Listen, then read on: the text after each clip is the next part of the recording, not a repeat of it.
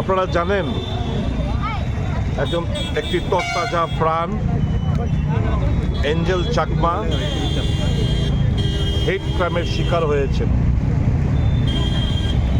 এটা কোনো বিক্ষিপ্ত ঘটনা নয়,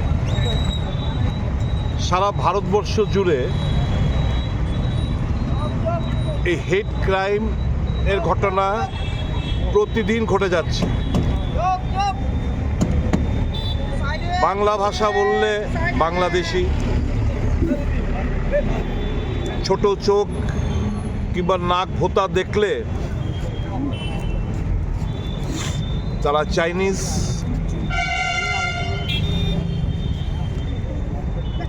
ড্রেস দেখলে, লুঙ্গি পরা থাকলে এরা মুসলমান।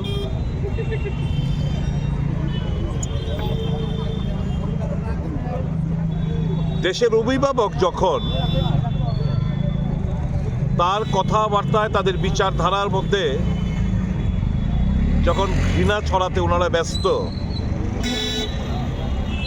স্বাভাবিকভাবেই আগের হাল যেদিকে যায় পেছনের হাল সেদিকেই যায়। প্রধানমন্ত্রী যখন বলেন পোশাক দেখে বুঝতে পারেন কে কোন ধর্মের লোক, কে কোন বর্ণের লোক, তো স্বাভাবিকভাবেই ওনারই ছাত্ররা ছোট চোখ কিংবা নাক একটু ভোঁতা হলে, গায়ের রং পরিষ্কার হলে এদেরকে চাইনিজ হিসেবে আখ্যায়িত করবে। এরকমভাবেই তো চিহ্নিত হচ্ছি আমরা ভারতীয়রা। বাংলা ভাষা বললে বাংলাদেশি হয়ে যায়।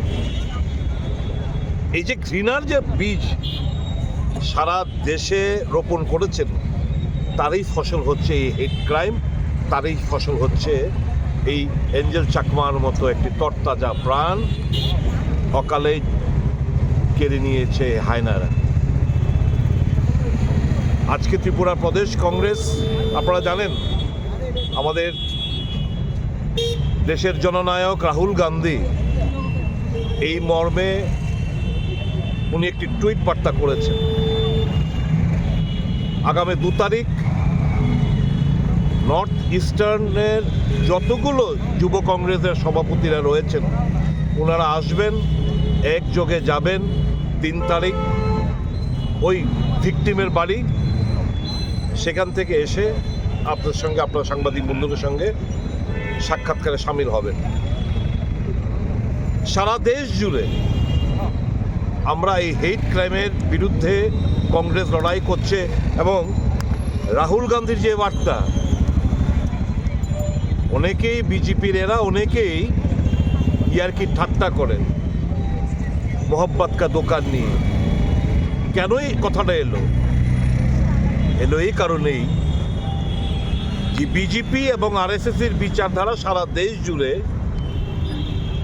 ঘৃণার বীজ তারা বহু আগের থেকে তারা রোপণ করতে শুরু করেছে এবং তার ফসল আজকে আমরা পাচ্ছি। একজন নর্থ ইস্টার্নের বসবাসকারী একজন ভারতীয় হিসাবে এইটুকু বলতে চাই সারা ভারতবর্ষের লোকেদের কাছে, we are Indians, we are not Chinese. আমরা ইন্ডিয়ান, আমরা ভারতীয়, আমরা চাইনিজ না। তিপ্রাসা চাইনিজ না, নাগাবাসীরা চাইনিজ না, সিকিমের এরা চাইনিজ না, অরুণাচল, মেঘালয় যারা বসবাস করে তারা চাইনিজ না। We are part and parcel of the great India. কাজেই এই যে ঘৃণার বীজ, তার বিরুদ্ধে আজকে আমরা এই মশাল মিছিলের মাধ্যমে ভিকটিমের যে আততায়ীরা, যে মাস্টার মাইন্ড, যে মেইন, এখনো পুলিশের খপ্পরেও ধরা পড়েনি, আমরা তার দ্রুততার গ্রেপ্তার চাই এবং কঠোরতম সাজা চাই। মা বাবার একটাই বক্তব্য, যেই রাজ্যে ঘটনাটি ঘটেছে উত্তরাখণ্ড, বিজেপি, কেন্দ্রে বিজেপি, মারা গেছে বিজেপি শাসিত একটি প্রদেশের ছেলে। কাজেই এই যে আমাদের যে দাবি, অতি দ্রুত সকলকে গ্রেপ্তার করে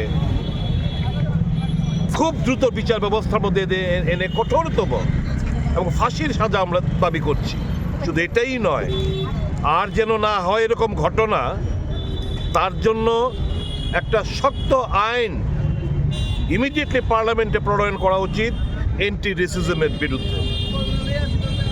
অ্যান্টি রেসিজমের বিরুদ্ধে একটা শক্ত আইন পার্লামেন্টে প্রেরণ করা উচিত, যাতে করে এরকম যারা মন্তব্য করবেন, আচরণ করবেন, তাদের বিরুদ্ধে কঠোরতম সাজা হয়, সেটা সুনিশ্চিত করবে ওই আইন।